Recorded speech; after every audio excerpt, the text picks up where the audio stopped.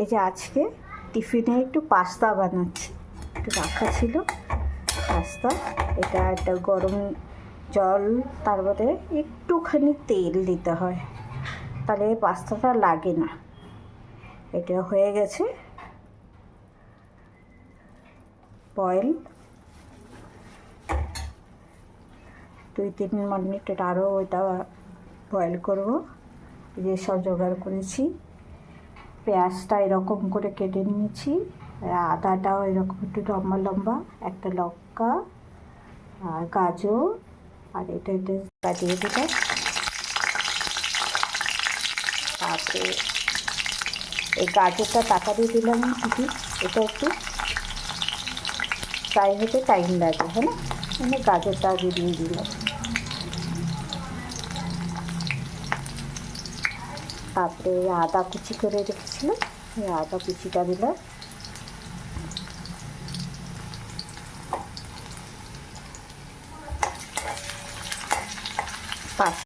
এই যে এই চিজটা আমি দেখেন এরকম গ্রেট করে ডাললাম উপর থেকে, আর একটুখানি চিনি। এই যে সিম আঁচে রেখেছি, 2 মিনিট পরে এটা নেড়ে চেড়ে নামিয়ে নেব, তারপরে আপনাদের দেখাবো।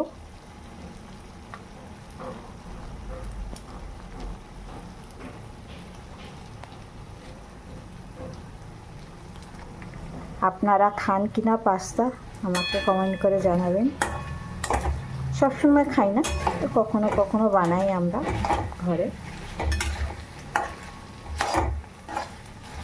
দেখেন কি সুন্দর লাগছে দেখতে। এই যে আমার পাস্তা রেডি হয়ে গেছে, প্লেটে রাখলাম। আপনারা আসুন আমার ঘরে পাস্তা খেতে, না খেয়ে বলতে পারবেন না কেমন টেস্ট হয়েছে। লাইক কমেন্ট শেয়ার জরুর করবেন।